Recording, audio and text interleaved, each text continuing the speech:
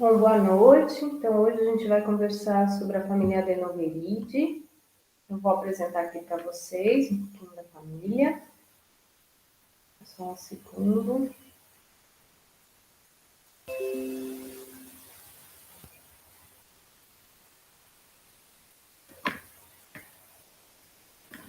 Então, antes de falar especificamente da família, eu só queria enfatizar para vocês a importância da gente entrar no site do ICTV.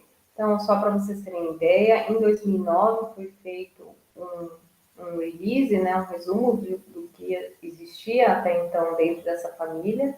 E dentro dessa família existiam 5 gêneros e 38 espécies. E 10 anos depois, a gente já conhece, né, com o advento do avanço cada vez mais da biologia molecular, 5 gêneros e 80 espécies. Como características gerais da família Adenoviridae, então, assim como a que a gente vai, assim como o Helviridae, é um virião não envelopado, icosaédrico, e que tem entre 70 e 90 nanômetros. O genoma, nesse caso, é fita dupla de DNA, e hospedeiros a gente pode ter uma gama desses, e o que marca quando a gente fala dessa família é que os hospedeiros são espécies específicos. O tropismo, então, principalmente de células do sistema respiratório, gastrointestinal, como foi visto para a família Rotaviridae, desculpa, Helviridae, os rotavírus principalmente, mas a gente também viu isso com outros vírus dentro dessa família Helviridae. A taxonomia, então, como eu falei para vocês, hoje a gente tem aí 5 gêneros, desculpa o erro ali, e 80 espécies. Então, o que tem que marcar para a gente da família Adenoviridae são os adenovírus que são espécies específicos. E aqui a gente pode ver o adenovírus bovino, equino, ovino, suíno, e dentre eles, 3 espécies diferentes que vão variar um pouco no tropismo e aí, então, na sintomatologia, quando causar, tá? A gente pode ver que a gente tem tanto de animais domésticos como animais silvestres também. Bom, algo importante diferente da estrutura física da família Adenoviridae são esses botões de fibra que a gente tem aqui, que vai fazer com que haja uma ligação da célula, uma ligação com a célula, e aí que vão ajudar para a penetração do vírus nessa célula. A gente vai ver isso daqui a pouco. Outra proteína, né, que é bastante importante, é esse do capsídeo, esse exon, que vai ajudar a gente poder fazer o diagnóstico. E eu vou mostrar daqui a pouco para vocês também. Aqui só um pouquinho mais de detalhe de uma imagem da família Adenoviridae. Então, ficam esses botões de fibra que fazem com que a gente já o classifique dentro dessa família. A replicação viral, então, ela acontece dentro do núcleo da célula, então ela precisa da maquinaria celular, e aqui, então, de novo, esses botões de fibra auxiliando na entrada do vírus, e aí, então, a gente vai ter toda a replicação ocorrendo no núcleo da célula para, então, ocorrer depois a lise celular e a liberação desse vírus.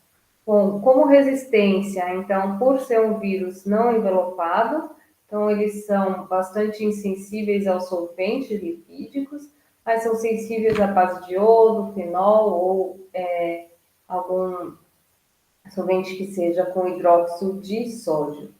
Algo também que é importante a gente saber que eles são estáveis em amostras congeladas e em conservantes, então a gente precisa ter é bom ter essa informação de que eles são estáveis com amostras congeladas, para que a gente possa então transportar, por exemplo, dessa maneira e realizar melhor o diagnóstico.